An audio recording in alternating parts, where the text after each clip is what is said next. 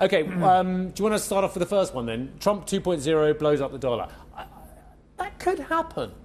Yeah, well, it just seems like the consensus right now, and often when we do an outrageous prediction, we are trying to sort of look often at consensus and saying, well, where could consensus be quite wrong? And again, it's like you say, it's not our forecast. These are just outrageous things we think could happen. Trump blowing up the dollar, it just seems like we have a lot of having cake and eating it too setups here with the dollar.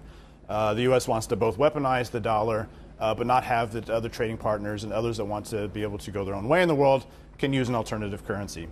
Suddenly we have Art Laffer in recirculation. We thought his ideas had been put out to pasture.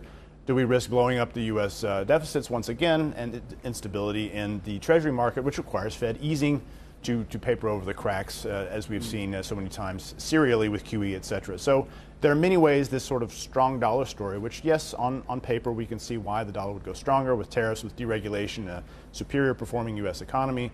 But there are many paths here. Not all paths lead to a stronger dollar. Which is interesting because we were talking about the stronger dollar this morning with an FX strategist. So interesting to hear the other side. I want to get to number two. Nvidia balloons to twice the value of Apple. Two parts to this, because one, that there could be further strength for Nvidia, and we've seen a very strong run this year, even after gains last year. The other suggests that Apple doesn't do much, and I think that's quite interesting because even from the perspective of Intel this morning, when we're seeing the change of the helm with Pat Gelsinger stepping aside, this is a story where if you're standing still and others are accelerating towards AI, you're being left behind. And if I look at Apple, I don't feel like they're doing as much. I feel like they're in the race, but they're kind of just walking, whereas others are sprinting. So talk to us about this one.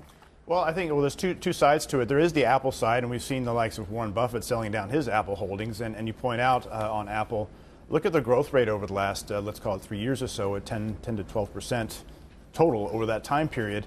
We're not talking about a fast-growing company anymore, so it's very richly valued relative to growth. Yes, the most profitable company in the world, but richly valued relative to its rate of growth. NVIDIA is not particularly richly valued relative to its rate of growth. And you also bring up the side of who can invest the amounts of money needed to drive the types of profits that NVIDIA can throw off. These are the big other Mag 7 stocks that need to create these data centers.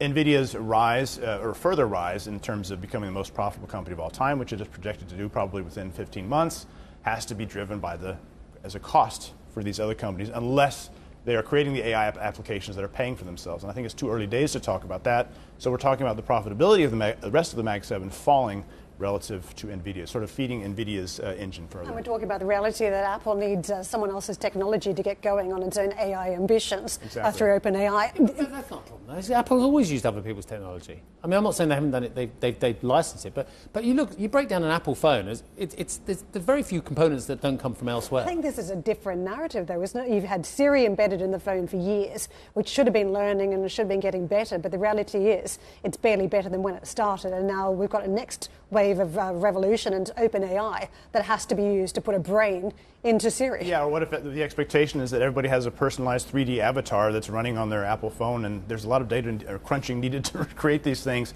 Just a wild example. So yeah, I think the AI investments from Apple are lacking relative to the other players.